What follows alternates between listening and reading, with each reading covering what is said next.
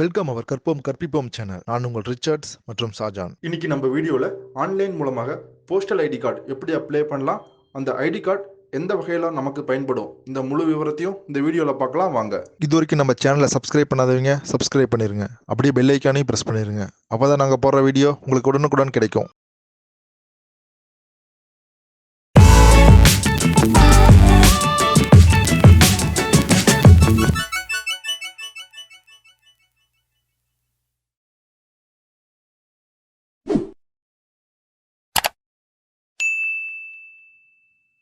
இன்னைக்கு நம்ம பார்க்க போகிற டாபிக் ரொம்ப முக்கியமான டாபிக். இந்த வீடியோ பார்த்தீங்கன்னா ப்ரைவேட் எம்ப்ளாயீஸ்க்கு ரொம்ப யூஸ்ஃபுல்லாக இருக்கும்.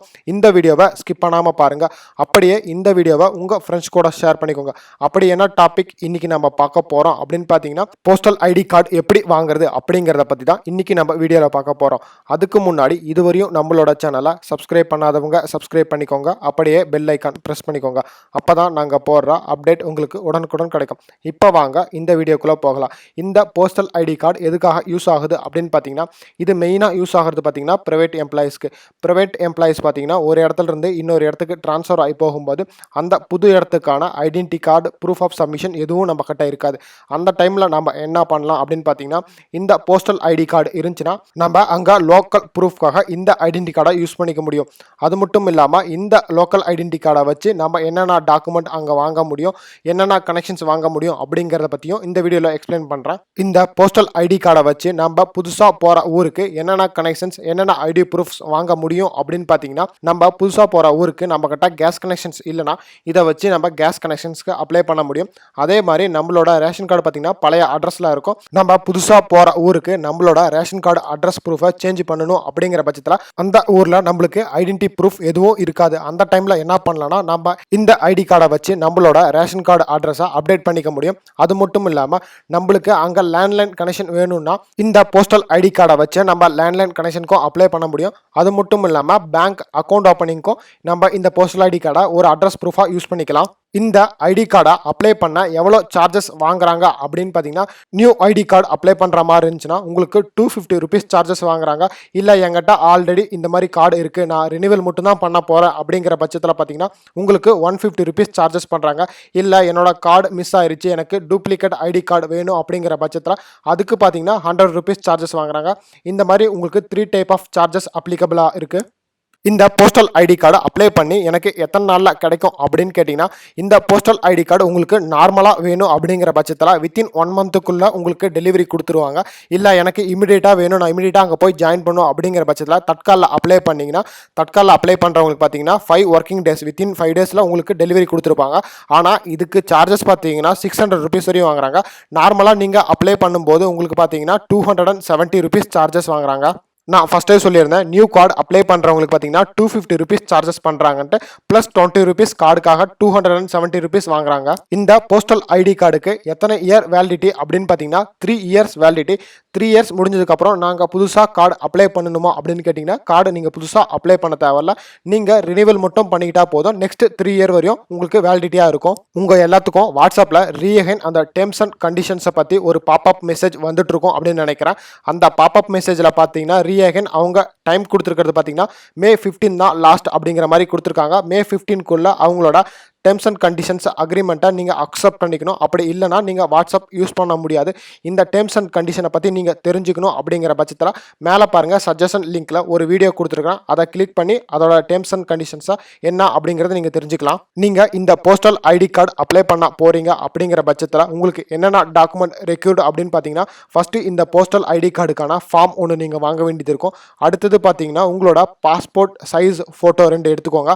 அடுத்தது உங்களோட permanent address proof, ration card இல்லைனா ஆதார் கார்டோட ஜெராக்ஸ் காப்பியை நீங்கள் இதோட அட்டாச்மெண்ட் பண்ணி கொடுக்க வேண்டியது இருக்கும்.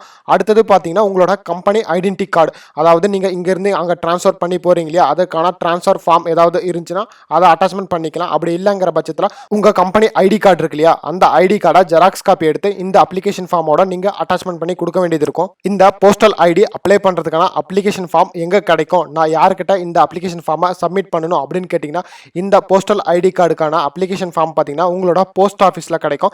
இதை நீங்கள் ஃபில்அப் பண்ணி உங்கள் ஊரில் இருக்கிற ஹெட் போஸ்ட் ஆஃபீஸ் இருக்கு இல்லையா, அங்கே கொடுத்து சப்மிட் பண்ணிங்கன்னா உங்களுக்கு வித்தின் 1 monthக்குள்ளே உங்களுக்கு ஐடி கார்டு ப்ரொவைட் பண்ணிடுவாங்க. இந்த ஐடி கார்டு ப்ரூஃப் இல்லாமல் எங்களுக்கு போஸ்ட் ஆஃபீஸில் வேறு ஏதாவது ஸ்கீம் இருக்கா அப்படின்னு கேட்டிங்கன்னா கண்டிப்பாக இருக்குது. பார்த்தீங்கன்னா செல்வ மகன் திட்டம்னு ஒரு ஸ்கீம் இருக்குது. அதை பற்றி தெரிஞ்சுக்கணும் அப்படின்னு நினைக்கிறவங்க மேலே பாருங்கள் சஜஷன் வீடியோவில் அதோட லிங்க் கொடுத்துருக்கேன். அந்த லிங்கை கிளிக் பண்ணி அந்த திட்டத்தில் யார் யார் பயன்பெறலாம் அப்படிங்கிறத நீங்கள் தெரிஞ்சுக்கலாம். இப்போ வாங்க இந்த அப்ளிகேஷனில் என்னென்ன டீட்டெயில் கேட்டிருப்பாங்க, இந்த அப்ளிகேஷனை எப்படி ஃபில்அப் பண்ணுறது அப்படிங்கிறத பற்றி பார்க்கலாம். இந்த அப்ளிகேஷன் போஸ்ட் ஆஃபீஸில் மட்டும்தான் கிடைக்கும். உங்களுக்கு எல்லாத்துக்கும் புரியணும் அப்படிங்கிறதுக்காக இந்த அப்ளிகேஷனை நான் ஸ்கேன் பண்ணி பிடிஎஃபாக கன்வெர்ட் பண்ணி சிஸ்டமில் ஓப்பன் பண்ணி காட்டிட்டு இருக்கிறேன். இப்போ வாங்க இந்த அப்ளிகேஷனில் என்னென்ன டீட்டெயில் கேட்டிருக்கிறேன் அப்படிங்கிறத பற்றி பார்க்கலாம். இதுதான் அப்ளிகேஷன் ஃபார்ம். ஃபஸ்ட்டு பார்த்தீங்கன்னா ரைட் சைடில் ஃபஸ்ட்டு உங்களோட பாஸ்போர்ட் சைஸ் ஃபோட்டோ, அதாவது ரீசெண்டாக எடுத்த பாஸ்போர்ட் சைஸ் ஃபோட்டோவை இங்கே ஒட்டிக்கோங்க. இந்த அப்ளிகேஷன் எப்படி ஃபில்அப் பண்ணணும் அப்படிங்கிறத இங்கே இன்ஸ்ட்ரக்ஷன் கொடுத்துருக்காங்க பாருங்கள். நீங்கள் ஃபில்அப் பண்ணுற எல்லாமே பார்த்தீங்கன்னா கேபிட்டல் லெட்டரில் தான் இருக்கணும். ஃபஸ்ட்டு பார்த்தீங்கன்னா நேம் ஆஃப் த அப்ளிகண்ட், யாருக்காக அப்ளை பண்ண போகிறீங்களோ அவங்களோட நேமை கேப்ஸ் லெட்டரில் இங்கே என்ட்ரி பண்ணிக்கோங்க. அடுத்தது பார்த்தீங்கன்னா name of the father, husband இல்லை கார்டியன், அப்ளிகண்ட்டோட ஃபாதர் நேம் இல்லை ஹஸ்பண்ட் நேம் இல்லை கார்டியன் நேம் என்ட்ரி பண்ணிக்கோங்க. அடுத்தது பார்த்தீங்கன்னா அவங்களோட டேட் ஆஃப் பர்த். அடுத்தது பார்த்தீங்கன்னா சிக்னேச்சர் ஆஃப் தி அப்ளிகண்ட்டோட சிக்னேச்சரை இங்கே என்ட்ரி பண்ணிக்கோங்க. அடுத்தது பார்த்தீங்கன்னா ப்ரெசன்ட் போஸ்டல் அட்ரஸ், அதாவது இப்போ கரண்ட்டாக நீங்கள் எந்த அட்ரஸில் இருக்கீங்களோ அந்த அட்ரஸை இங்கே என்ட்ரி பண்ணிக்கோங்க. அடுத்தது பார்த்தீங்கன்னா permanent address of the with pin, இப்போ உங்களோட பர்மனன்ட் அட்ரஸ் என்ன இருக்கோ அதை என்ட்ரி பண்ணிக்கோங்க. அடுத்தது பார்த்தீங்கன்னா டேட் சின்ஸ் ரிசைடிங் த அட்ரஸ், நீங்கள் எத்தனை வருஷமாக இந்த அட்ரஸில் இருக்கிறீங்க அப்படிங்கிறது உங்களுக்கு ஞாபகம் இருந்துச்சுன்னா டேட்டோட கொடுத்துக்கோங்க. Next if you are a tenant please furnish particulars, அதாவது நீங்கள் வாடகைக்கு இருந்தீங்கன்னா அந்த டீட்டெயில்ஸை இங்கே மென்ஷன் பண்ணிக்கோங்க. Next particular of employment identity, அது நான் ஃபஸ்ட்டே சொல்லியிருந்தேன். உங்களோட எம்ப்ளாய்மெண்ட் ஐடென்டிட்டி கார்டு இருந்துச்சுன்னா அந்த ஐடி கார்டை ஜெராக்ஸ் காப்பி எடுத்து நீங்கள் இதோட அட்டாச்மெண்ட் பண்ண வேண்டியது இருக்கும். உங்களோட ஐடென்டி கார்டு நம்பர் இருக்கும், அந்த நம்பரை இங்கே மென்ஷன் பண்ணிக்கோங்க. அடுத்தது பார்த்தீங்கன்னா address of the employer with pin, நீங்கள் எங்கே ட்ரான்ஸ்ஃபர் ஆகி போகிறீங்களோ அந்த கம்பெனியோட அட்ரஸ் வித் பின்னோட இங்கே மென்ஷன் பண்ணிக்கோங்க.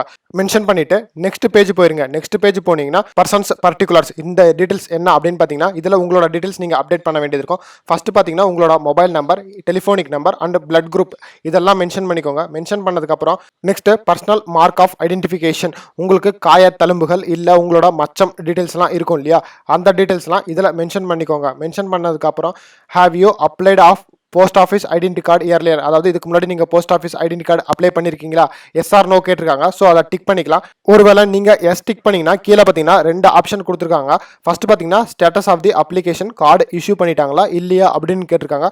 அதுக்கான டீட்டெயில் ப்ரொவைட் பண்ணிடுங்க.